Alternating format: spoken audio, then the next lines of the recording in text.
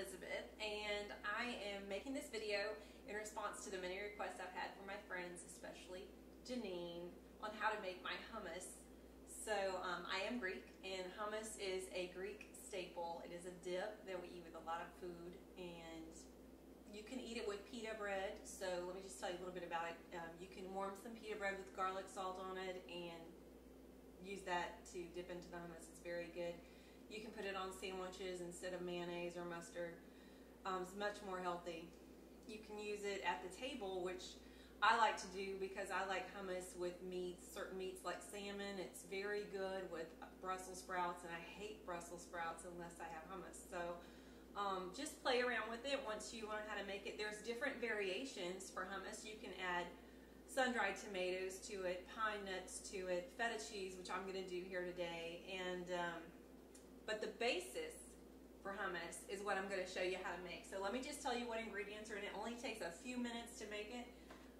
I use 2 cans of garbanzo beans, and I'm very particular about getting low sodium, so get 2 cans of garbanzo beans. These have already been drained. I use minced garlic, quite a bit of oregano, some basil, and a little bit of garlic salt, and some lemon juice. I do use olive oil, but I use classic olive oil. I know some people prefer virgin olive oil. I don't. So you can get olive oil that has Greek writing on the can if you think that'll make it taste better. But I just use regular olive oil. So also, you can up the ante here with this recipe and use all fresh oregano, fresh basil, fresh crushed garlic. But for the purposes of this video, we're just going to go with the basic stuff here. So I start by putting the garbanzo beans into the food processor. And you'll notice I use quite a bit of oregano. And for those of you who are avid cooks and measure everything, please don't be angry. You're welcome to figure out how much this is, but it's a lot.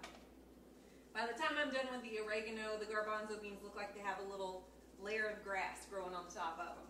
So I use a lot of oregano, probably twice as much oregano as I use basil.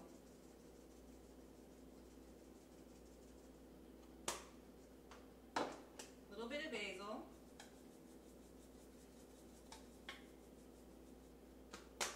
And not a lot of garlic salt, but yes, some garlic salt goes in here.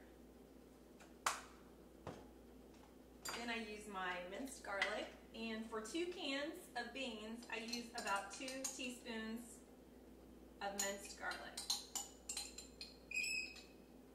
This can's almost empty. I don't think you can have too much garlic and too much olive oil in anything.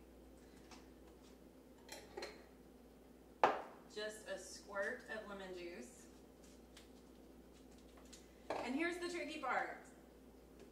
It's measuring the olive oil. I don't measure it, so I pretty much just make my garbanzo beans swimming. Once I think they're swimming, they're done.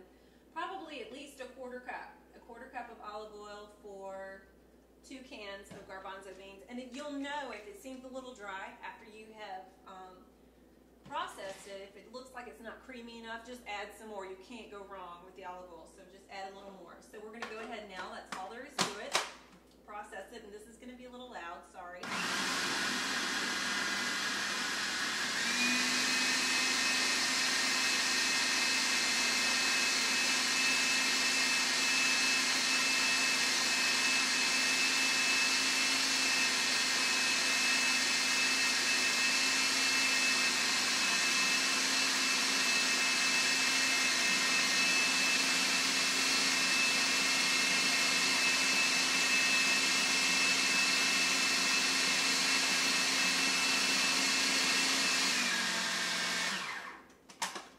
Should be it. So I'm gonna clean spoon, do a taste test. That's perfect, and you can stop there. You can. I'm not going to, but that is the base for hummus. But like I said, I like to add a few little things to it, so I'm gonna add some feta cheese. And this is a different spoon, just so you know. So for these 2 cans of garbanzo beans, I'm going to add roughly 3 tablespoons of crumbled feta. And the other thing that I like, because I like a little spice, is fresh red pepper. And you can just do this to taste. But I do prefer a little spice in my hummus, so I get a lot of compliments on it.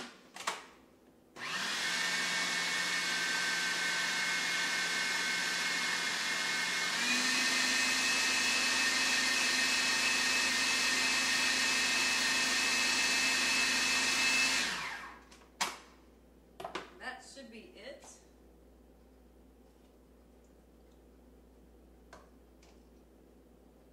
Yummy. Like I said, you can use it as a dip, or if you're like me, you can eat it right out of the bowl. Hope you enjoy.